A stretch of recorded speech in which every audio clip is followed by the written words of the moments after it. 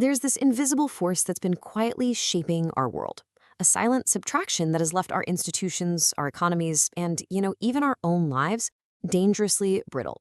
This is the story of how our relentless chase for efficiency created a world that's constantly teetering on the very edge of collapse. And to really get it, we need to look a lot closer. You know that feeling, right? That constant low-grade hum of anxiety in the background?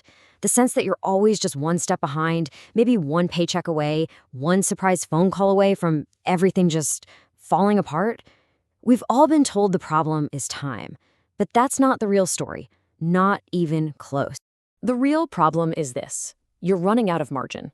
That is the true source of this feeling, this modern fragility. Margin is the buffer. It's the slack. It's that crucial space between what you have and what you absolutely need to survive.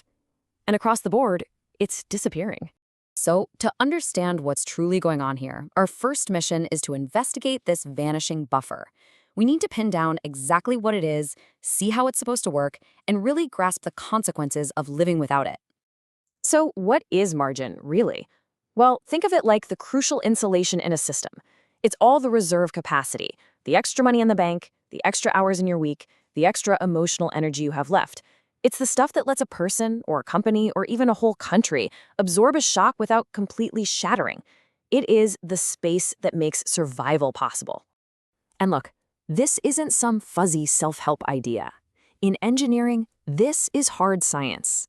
It's called the factor of safety. The formula is pretty simple. You just calculate how much stronger a system is compared to the load you actually expect it to carry. And for decades, we built everything with a high factor of safety. We deliberately built in a ton of extra strength. And this right here illustrates a critical distinction: the difference between simple redundancy and true margin. They are not the same thing. See, redundancy is having a spare tire in your trunk. Margin is building a car so tough it could drive 50 miles on its rims. Redundancy is having a few extra support cables on a bridge.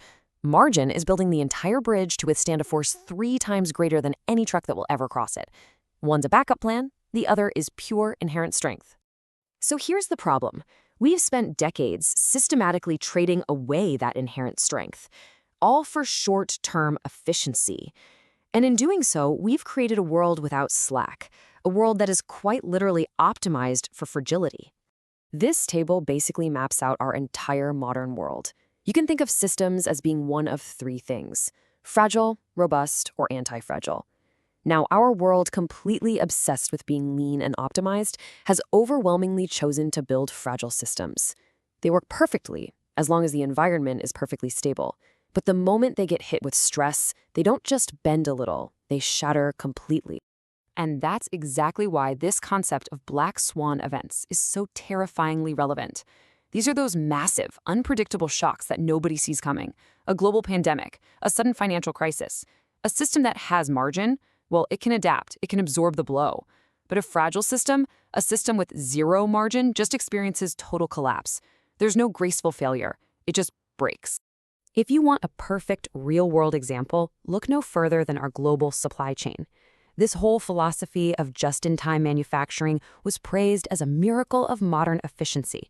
The goal was to eliminate all that wasteful inventory sitting in warehouses. But what it really eliminated was margin. It created a global machine so tightly wound, so perfectly optimized, that a single container ship getting stuck in a canal could bring global commerce to its knees. That's not efficiency, that's recklessness wearing a business suit. So how on earth did we get here? I mean, this wasn't an accident. This was a choice. It was an ideological revolution that basically declared a war on margin. It was the rise of what you could call the gospel of efficiency. You can see the turning point right here on this timeline. For decades after the Second World War, the main goal was stability. We built economies with slack, with social safety nets.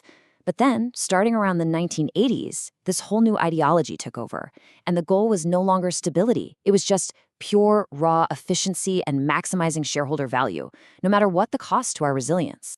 And this chart just lays out the shift in the starkest terms possible.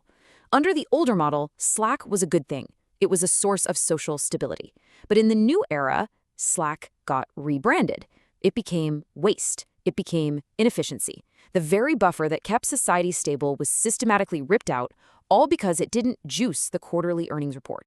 Okay, so let's pull back from this 30,000-foot view of global economics and bring it right down to the most personal level there is, your family's finances. Because this is where the death of margin has become a deeply intimate crisis. This right here is the two-income trap. And just look at these numbers. A family with two incomes today earns about 75% more, adjusted for inflation, than a single-income family did a generation ago.